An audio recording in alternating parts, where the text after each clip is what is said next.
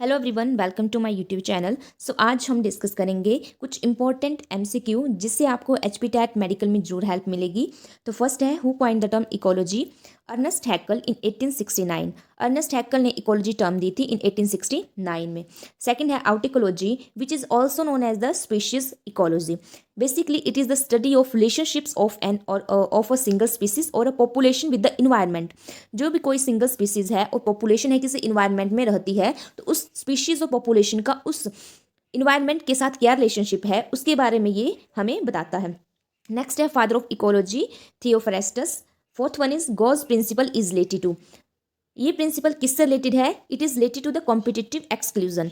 ये बताता है कि अगर किसी हैबिटेट में दो स्पीशीज रहती हैं तो उनके बीच में कंपटीशन होगा और उस कंपटीशन में सिर्फ एक ही स्पीसीज अपने आप को अडेप्ट कर पाएगी और दूसरी स्पीसीज वहाँ से एलिमिनेट हो जाएगी, वहाँ से एक्सक्लूड हो जाएगी।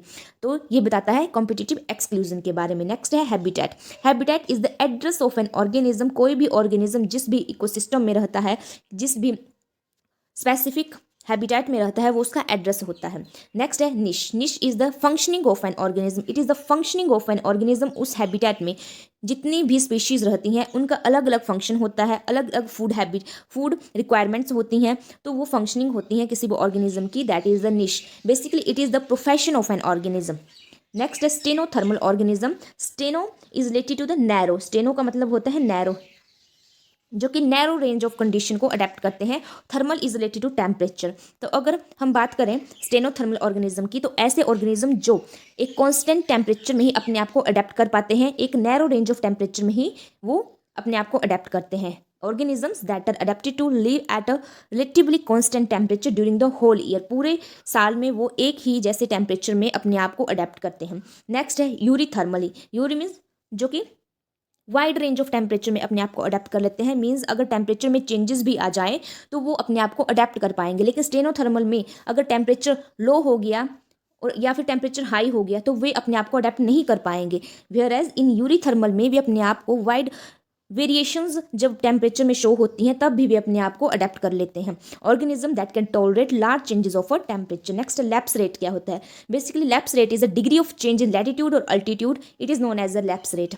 Next is the hecistothermal. The organisms are adapted to brief summer period of below 10 degree Celsius and long snowy winter period में ये अपने आप को अडेप्ट करते हैं। बेसिकली ये जो कंडीशन है इन ऑर्गेनिज्म के लिए होते हैं जो कि आर्कटिक और अल्पाइन जोन में रहते हैं। ठीक है, आर्कटिक और अल्पाइन जोन में रहते हैं, वहाँ जहाँ पे लो टेम्परेचर होता है, विंटर पीरियड होता है। Which multiplies parthenogenetically into females under normal temperature, that is the Daphnia. अगर डेफनिया में अगर टेम्परेचर जो है इंक्रीज हो जाए, क्योंकि यहाँ पे कंडीशन बोला है कि पार्थेनोजेनेटिकली ही वो रिप्रोड्यूस करता है, तो वो फीमेल्स प्रोड्यूस करता है अंडर द नॉर्मल टेम्परेचर में। अगर इस टेम्परेचर में थोड़ी सी वेरिएशंस आ जाएं, टेम्परेचर इंक्रीज हो जाए, तो क्या होगा? Produce the sexual eggs that develop into males as well as a female. दोनों में अगर हाई टेम्परेचर हो जाए तो मेल्स प्रोड्यूस होंगे, अगर थोड़ा सा हाई होगा तो दोनों इक्वल अमाउंट में होंगे, males as well as female. Definite ecotone is the it is the important one. Ecotone is a transition zone between the community. ठीक है, जो भी इंडिविजुअल होता है, इंडिविजुअल जो है ग्रुप ऑफ इंडिविजुअल जब इकट्ठे होते हैं तो that will form the population. And जब पॉपुलेशन बहुत सारी स्पीशीज की पॉपुलेशन इकट्ठी होती है तो वो बनाती है कम्युनिटीज। पॉपुलेशन क्या बनाता है? Population form the communities. तो उन दोनों कम्युनिटीज में अलग अलग स्पीशीज की जो कम्युनिटीज होती हैं उनके बीच में जो ट्रांजिशन जोन होती है that is the ecotone. According to the Allen rule, the mammals from colder climate है। जो भी ऑर्गेनिजम्स होते हैं मैमल्स, इस रूल में मैमल्स की बात की गई है कि जो भी कोल्डर रीजन में रहते हैं उनके जो एक्सट्रीमाइट्स हैं, जो भी ईयर्स हैं, लिम्स हैं, वो कैसे होते हैं? वो शॉर्टर होते हैं। ठीक है, शॉर्टर ईयर है, shorter limbs. Which organism that feed on plant SAP and other plant parts के ऊपर फीड करते हैं, उन ऑर्गेनिज्म को क्या बोलते हैं? That is a phytophagous. वो ऑर्गेनिज्म फाइटोफैगस होते हैं जो कि प्लांट्स के ऊपर ही फीड करते हैं। हेलियोफाइट्स, ये जो previous year HP TAT medical में पूछा भी गया है कि हेलियोफाइट्स क्या होते हैं? That is sun loving plant. And sciophytes are shady loving plant, जो कि शेड में शेडी रीजन में ग्रो करते हैं। Grow in moderate to low intensity of light, जहाँ पे लाइट ज़्यादा नहीं होती है उन जगहों पे ये ग्रो करते हैं स्कियोफाइट्स। नेक्स्ट फ्री फ्लोटिंग प्लांट, जो कि ऐसे प्लांट जो पानी के ऊपर फ्लोट करते हैं, that is the Lemna. Next submerged plant, submerged plant जो कि वाटर में या सस्पेंडेड, उनकी रूट्स वाटर में सस्पेंडेड रहती हैं या फिर सबस्ट्रेटम के साथ अटैच रहती हैं, वो होती है हाइड्रिला की, हाइड्रिला। रूटेड सबमर्ज्ड प्लांट, ये हो गए रूटेड सबमर्ज्ड प्लांट जिनकी रूट्स जो है ये तो सबस्ट्रेटम के साथ अटैच्ड होती हैं या फिर सस्पेंडेड होती हैं वाटर में, that is the Vallisneria. Ecosystem term was coined by Tansley in 1935 में इकोसिस्टम टर्म दी थी। बायोटॉप, बायोटॉप क्या होता है, एक ऐसा एरिया और हैबिटेट होता है स्पेसिफिक टू एन इकोसिस्टम में, वो स्पेसिफिक होता है, that is the biotope. Species that can tolerate wide range of salinity, that is the euryhaline. Haline is related to the salinity, सैलिड से रिलेटेड है, सैलिनिटी सॉल्ट से रिलेटेड है कि किसी भी वाटर की जो सैलिनिटी है वो कितनी होती है, वो अलग अलग स्पीशीज़ की में भी वैरी करती है कि कौन सा ऑर्गेनिज्म किस तरह की सैलिनिटी में ग्रो कर पाएगा, किस में वो रह पाएगा, ठीक है, क्योंकि अलग अलग कंडीशन होती हैं अलग अलग ऑर्गेनिज्म की, जो कि ड्राई कंडीशन में कुछ रहते हैं, कुछ जो कोल्डर रीजन में रहते हैं। तो हर जो ऑर्गेनिज्म है हमारे अर्थ में उनकी अलग अलग रिक्वायरमेंट्स होती हैं।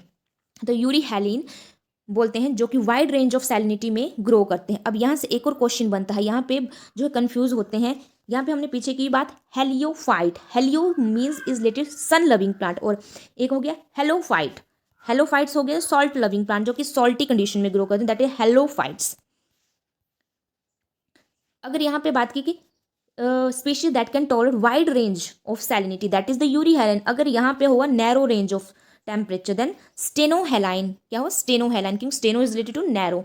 Root cap is deficient in hydrophyte, root cap जो होता है, जो प्लांट्स होते हैं उनकी रूट में एक इंपॉर्टेंट फीचर होता है कि यहाँ पे रूट कैप प्रेजेंट होती है, लेकिन ऐसे प्लांट जो पानी में रहते हैं उनमें रूट कैप डेफिशिएंट होती है, दैट इज द हाइड्रोफाइट्स, उनको बोलते हैं hydro. Phytes is related to plant and hydro is related to water. A protective device in a community is a mimicry, mimicry एक प्रोटेक्टिव डिवाइस है जिससे pray जो है अपने आप को प्रेडेटर से बचाता है। नेक्स्ट है ephemerals, ephemerals is also known as drought escapers, grow during rainy only, ये सिर्फ रेनी सीजन में ही ग्रो करते हैं, which is known as ephemerals. The Wolffia, in Wolffia roots are, Wolffia plant में रूट्स क्या होती हैं, absent. The number of vertebrae and size of fish increases with lowering of temperature, जब temperature low होता है तो जो फिशेज में उनके वर्टेब्रे होते हैं और साइज जो होता है फिशेज का इंक्रीज हो जाता है। किस रूल ने कहा था, ये कहा था जॉर्डन्स रूल ने। Organisms preying on animals are known as a predator, prey जो होता है वो प्रेडेटर का फूड होता है, इसके ऊपर वो फीड करता है। Maximum water holding capacity is possessed bye, कि कौन सी सोइल होती है जहाँ पे जिसके पास वाटर होल्डिंग कैपेसिटी ज़्यादा होती है, that is the clay soil. So that's all about today's, thank you.